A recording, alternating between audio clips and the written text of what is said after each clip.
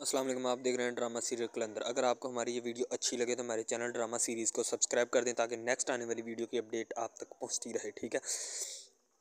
तो जूही के ससुराल वाले जो होते हैं वो आपस में बातें कर रहे होते हैं कि जूही अभी तक क्यों नहीं आई। जूही का खामन कलीम भी बैठा होता है और वो अपनी माँ बाप से बातें कर रहा है कि अभी तक क्यों नहीं आई, वो पैसे लेकर कहाँ गायब होगी, अभी तक आई नहीं। ठीक है।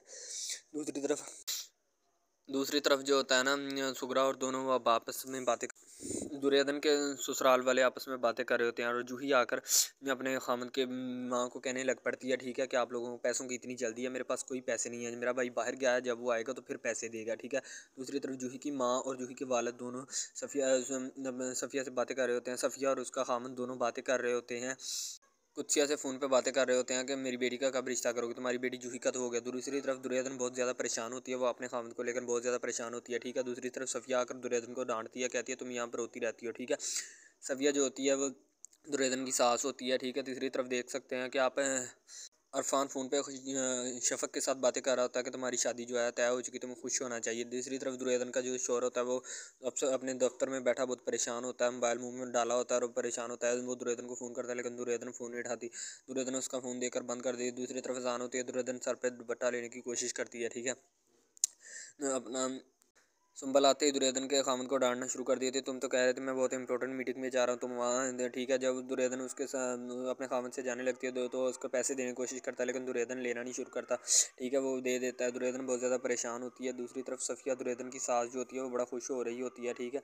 शफ़क़ का खामन इरफान जो होने वाला खामन होता है, इरफान वो भी बड़ा परेशान होता है, वो खुश होता है, अपनी भाभी को बता रहा था कि आपने मेरे हिस्से की शॉपिंग करनी है। ठीक है। वो शफ़क़ के घर चले जाते हैं, सफ़िया और उसका खामन दोनों जाकर अपने बेटे इरफान का रिश्ता पक्का करने चलते हैं। दूसरी तरफ शफ़क़ भी आ जाती है, दुर्योधन की सास देकर शफ़क़ को बहुत खुश होती है। ठीक है। ये शफ़क़ की माँ होती है जो बैठी होती है। दुर्योधन बहुत ज़्यादा परेशान होती है और हंस भी रही होती है। ठीक है। ये होती है जूही जो अपने भाई के दिन रखने जाती है और वहाँ पे जाके अपनी डिमांड्स रखना शुरू कर देती है। कलीम वहाँ पे चुपचाप हर एक की बातें सुन रहा होता है। शफ़क़ की माँ इनकी डिमांड देखकर बहुत परेशान होती हैं। शफ़क़ का जो होने वाला खामद होता है वो बड़ा खुश होता है, अपनी भाभी के साथ बातें कर रहा होता है दुर्योधन के साथ कि तुमने मेरे शादी की शॉपिंग करनी है, हर तरह की शॉपिंग करनी है। ठीक है। दूसरी तरफ दुर्योधन इरफान के डॉक्यूमेंट लेकर आती है। सफ़िया जो होती है अभी उनके घर ही बैठी होती है, कलीम को फ़ोन आ जाता है किसी का, तो कलीम वहाँ पर जाने लगता है अपना फ़ोन सुनकर। शफ़क़ जो होती है वो इन सारी की किस्सा माजरा सुन रही होती है। जूही कह रही होती है मुझे सोने के कड़े पहनाना है तूने। ठीक है। मैं अकेली अकेली बहन हूँ। दूसरी तरफ शफ़क़ की माँ बहुत परेशान होती है। ठीक है। बाद में जो होती है शफ़क़ फ़ोन करके अपना इरफान को बताती है कि तुम्हारी बहन ने ये चाँद चढ़ाया है। ठीक है। डेट पक्की हो ना हो ये हमारी शादी ज़रूर तड़वाएगी। जब वो घर वापस आते हैं तो इरफान अपनी बहन को बहुत ज़्यादा डांटता है कि तुम्हारी ख्वाहिशात कब पूरी होगी, जब तुम कमरे में चली जाओगे तो उन्हें मुझे बहुत ज़्यादा परेशान किया हुआ है। ठीक है। वो आकर बैठती है और कहती भाई मुझे क्या गिफ्ट दोगे। वो कहता है तुम्हें मैं गिफ्ट कोई नहीं दूंगा। ठीक है। उसका बाप उसको थापी देता है और कहता है बैठ जाओ मेरे पास। दूसरी तरफ उसका ससुर जो होता है ना वो दुर्योधन को पास बिठाता और मिठाई खिलाने की कोशिश करता है। ठीक है।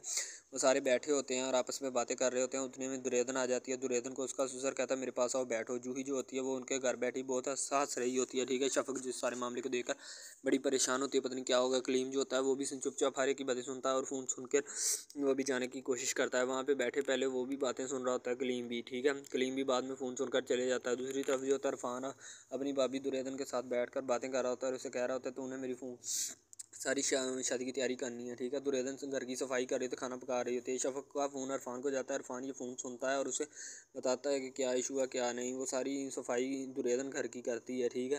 इरफान भी फ़ोन कॉल पे मसरूफ़ होता है और उसे शफ़क़ के साथ बातें कर रहा होता है कि तूने शादी हो रही है। ठीक है। वो अपने बच्चे की तस्वीर देखती है, दुर्योधन बहुत ज़्यादा परेशान होने लगती है। ठीक है। इतने में सफ़िया आकर उसको डांटना यानी कि उसकी सास आकर उसको डांटना शुरू कर देती है। ठीक है। दुर्योधन बहुत ही परेशान हो जाती है। सफ़िया जो होती है कह रही हर वक्त तुम इन्हीं को देखती रहती हो। दूसरी तरफ जो होती है ना दुर्योधन शफ़क़ की माँ जो होती है वो बड़ी परेशान होती है फ़ोन कॉल पे लेकर। शफ़क़ अपने दुर्योधन अपने बच्चे को लेकर बैठी होती है, शफ़क़ की माँ भी फ़ोन कॉल पे मसरूफ़ होती है। ठीक है। दूसरी तरफ ये सारे लोग घर में बैठे होते हैं और बातें कर रहे होते हैं। ठीक है। जो होती है अपने ससुराल वालों की खूब बेइज़्ज़ती करती है और टका के उनकी बेइज़्ज़ती करती है। ठीक है। अगर आपको हमारी ये सीरीज़ पसंद आई तो हमारे चैनल को सब्सक्राइब कर दें, बेल के आइकन को प्रेस कर दें ताकि हर नई आने वाली